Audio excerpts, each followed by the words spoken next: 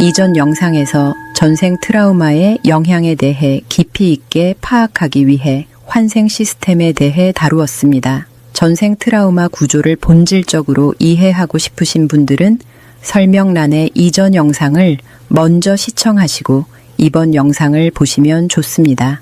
환생 시스템에 전생 트라우마가 어떤 영향을 끼치는지에 대해 지난 영상에서 설명되었고, 이번 영상에서는 전생 트라우마 정보가 우리의 현재 삶에서 어떻게 영향을 끼치고 있는지에 대해 좀 더 구체적으로 이야기합니다. 전생 트라우마는 대부분의 인류가 갖고 있습니다.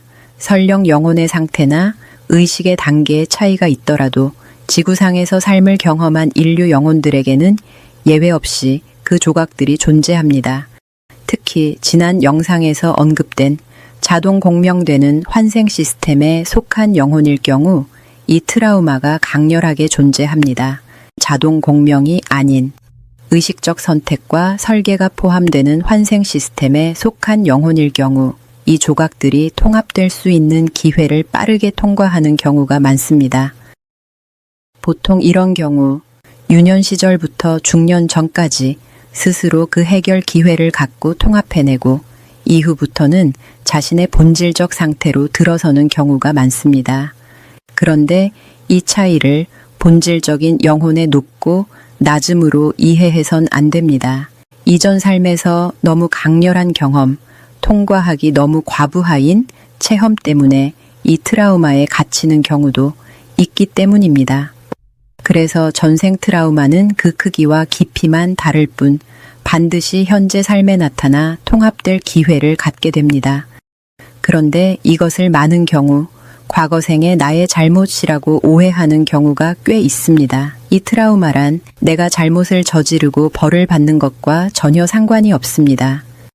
트라우마는 강렬한 경험들을 포함하며 카르마나 업보에 의해 벌어지는 일이 아니라 그것을 받아들이거나 소화하지 못해서 왜곡된 믿음 속에 빠진 채 멈춰 있던 것들에 대한 것입니다. 그리고 우리는 이런 것들을 예외 없이 자아의 제한된 측면으로 갖고 이번 삶에 들어오게 됩니다. 이것은 반드시 깨어져야 할 제한입니다. 전생 트라우마 특징은 우리가 지금의 삶에서 경험하는 부분들 중에서 특히 깨기가 힘들다고 느끼는 영역과 연관된 경우가 대부분입니다. 자신이 가장 괴로워했던 경험들과 맞물리는 경우가 실제로 많습니다. 그리고 생각보다 전생 트라우마가 우리 지금의 삶에 끼치는 영향은 매우 큽니다. 전생 트라우마란 단순히 강렬한 사고를 목격하거나 특정 경험에 대한 것이 아닙니다. 생을 살면서 스스로 통과하지 못하고 분리된 상태이므로 통합되어야 하는 과제로 남아있는 영역입니다. 예를 들어 자신의 존재에 대해 비하하거나 열등적 존재 혹은 힘없는 나약한 존재로 인식하며 자신의 삶에 대한 믿음이 부족하거나 혹은 자신의 존재를 낮추어서 믿으면서 쉽게 그 제한을 깨지 못하는 경우가 이에 해당합니다. 현재 삶에서 경험되는 대부분의 본질적인 고통이나 괴로움의 영역은 이런 상태에 갇혀 나타나게 됩니다. 실제로 삶이 힘들고 어려운 것이 아니라 근본적으로 스스로에 대한 믿음과 인식 자체가 이미 불안과 의구심 속에 있는 상태입니다. 이럴 때는 외부에서 일어나는 모든 일들에 빠르게 영향을 받고 휩쓸리며 불안에 쉽게 동요됩니다. 그리고 이런 상태에 빠질 때마다 자신의 삶에서 경험하는 것들을 온전하게 있는 그대로 받아들이는 방법을 자주 까먹게 됩니다. 이런 경우 계속해서 자신을 탓하거나 자책하거나 죄책감에 시달리는 경우도 많습니다. 자신에게서 계속 문제를 찾으려고 하고 자신에게 무언가 잘못된 점이 있다고 믿게 됩니다. 이것이 바로 대표적인 분열의식, 착각의 믿음, 통합해야 할 영역입니다. 이런 영역이 전생 트라우마입니다. 의식의 트라우마 조각들입니다. 이것의 믿음을 제대로 교정하지 못하고 왜곡된 믿음에 빠진 채로 머무르게 되면 우리 의식상에서 통과하지 못한 분리의식으로 남게 되고, 그래서 이것을 통합하지 못한 분열된 조각이라고 부릅니다. 전생 트라우마는 인류상에서 많은 경우 지금의 가족들과 함께하게 되는 강력한 자력으로도 작용합니다. 그리고 이런 트라우마는 통합해내기 전까지 그 분리된 의식 상태를 지속적으로 현실에서 경험하게 만드는 에너지 차원의 핵심 메모리들로 작동합니다. 또한 이 정보들은 예외 없이 우리의 신체 안에 깊이 스며들어 있습니다. 인간이 가지고 있는 트라우마 정보에 따라 신체의 유전 정보 역시 변형되거나 활성화되기 때문에 우리는 단지 신체적 유전을 공유하였기에 가족이 된 것이 아니라 오히려 이미 의식상에서 유사 트라우마를 공유하고 있을 때 그 신체적 유전에 함께 연결되어 태어난다는 것을 이해해야 합니다. 이 이야기는 흔히 대중적인 책에서 말하는 영혼그룹 개념과는 다르므로 조금 낯설게 느껴질 수 있습니다. 실제로 영혼그룹이라는 개념은 우리가 환생 시스템에 들어가기 전에 4차원 아스트랄계에서 잠시 머물며 형성된 구조의 기억을 이야기하는 경우가 많습니다. 이 주제는 별도로 더 깊게 다루어야 하는 또 다른 이야기가 되므로 다음 영상에 기회가 된다면 다시 다루겠습니다. 이번 영상에서는 트라우마와 관련된 삶의 반복 구조에 초점을 맞추겠습니다. 본질적으로 이 트라우마가 완전히 해결되기 전까지는 개인에 따라 그 깊이와 크기는 다를 수 있어도 두려움의 진동 상태에 공명되는 것으로부터 완전히 벗어날 수는 없습니다. 과연 나에게도 이런 트라우마가 존재하는지 알고 싶다면 어렵지 않게 확인할 수 있습니다.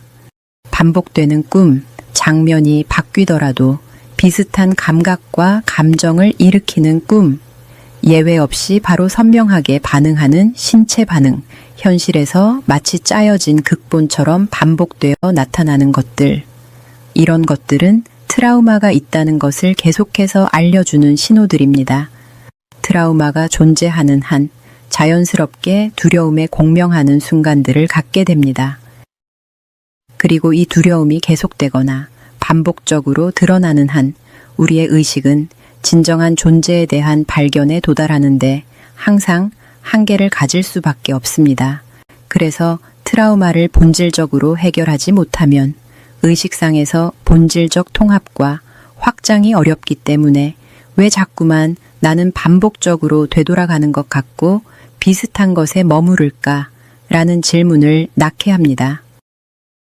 간단하게 이런 예를 비유하여 설명할 수 있습니다.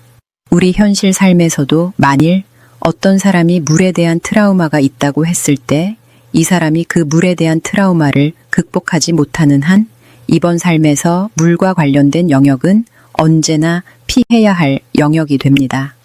어쩌면 그 사람이 죽을 때까지 물을 피해 다닐 수는 있겠지만 그것은 완전한 제한입니다.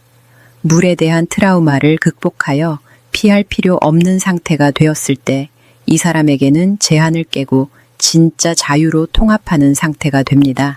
그리고 이제 이 사람이 물 안에 들어갈 때 더 이상 신체는 두려움에 반응하지 않고 물놀이도 즐길 수 있게 되고 더 이상 물을 보아도 어떤 특정 반응을 하지 않습니다. 전생 트라우마도 마찬가지입니다. 이것을 극복하는 상태가 되면 본질적으로 느끼고 반응되는 방식이 다르게 됩니다. 그리고 이 물을 무서워하는 트라우마를 이 사람의 잘못이나 죄로 인한 것이라고 말할 수 없듯이 전생 트라우마 역시 업보나 특정 죄가 아닌 그저 제한을 깨고 통합해야 하는 영역이라고 일컬어지는 것입니다. 이것을 만일 오해하여 내가 기억하지 못하는 전생의 죄가 있어 이런 삶을 사는 것이라고 잘못 해석하면 그것은 자신에게 향해지는 또 다른 화살이고 그런 잘못된 믿음 역시 의식을 통합하는데 오히려 방해적인 요소가 될 수 있습니다. 트라우마 치유를 해나가는 과정에서 자기 점검을 할 수 있는 기준 한 가지는 여전히 내가 특정적 신체 반응을 반복해서 하고 있는 영역이 있는지 살펴보는 것입니다. 자연스럽게 나타났다 사라지는 반응이 아니라 반복적인 익숙한 반응인지를 보아야 합니다. 그러면 트라우마 조각이 있다는 뜻이고 예외 없이 그와 맞물리는 짜여진 반복된 현실 틀이 그것을 보여주게 됩니다. 트라우마가 완전히 통합되는 시점이 오면 현실, 감정, 신체 반응이 모두 함께 더 이상 그것에 반응하지 않게 됩니다. 자연스러운 경험과 반응만 있을 뿐 고착되거나 짜여진 틀이 반복되지 않습니다. 이 통합의 단계에 도달하게 되면 이때 의식은 매우 자연스럽게 분리되지 않은 통합된 상태로 점차 옮겨가게 됩니다. 그래서 억지로 애를 쓰거나 노력하는 것이 필요치 않습니다. 왜냐하면 의식의 제한이 깨어져 나가게 되면 정말 많은 것들이 서서히 통합되기 때문입니다. 이때 통합은 개인적 자아로서만이 아니라 우리 본질적 상태인 우주적 존재 공명 상태로 자연스럽게 이어지게 됩니다. 이런 상태가 되어지면 각 차크라 상태도 정렬되고 자연스럽게 점차 고차원적 의식이 활성화됩니다. 그저 자연의 원리와도 같습니다. 아무리 이전에는 내가 그저 개인적인 나라고 힘주어 믿고 있었던 사람이더라도 왜곡된 믿음에서 해제되고 분열된 조각들이 통합되면 전체 의식과 연동되면서 이런 상태로 들어가게 됩니다. 그래서 나라는 개인 의식에서 풀려나오는 것은 알무로만 되어지는 것이 아니라 이런 의식 상태에 들어서면서 자연이 되어지는 것입니다. 그리고 이때부터는 두려움과 사랑이라 일컬어지는 이원적 진동 구조가 더 이상 나라는 존재를 붙잡은 채 드나들지 않게 됩니다. 그 모든 진동은 나를 통과하는 에너지일 뿐 더 이상 그것으로 나를 정의하지 않게 됩니다. 그래서 트라우마는 통과하여 통합되어야 한다고 말하는 것입니다. 이 트라우마의 치유를 시작할 때의 핵심은 전생의 정보를 상세하게 알아내는 것이 아닙니다. 이미 지금 이 삶, 내가 타고 있는 이 열차 칸 안에서 계속해서 나타나고 비슷한 구조로 펼쳐지는 그 정보에 대해 이해하는 것입니다.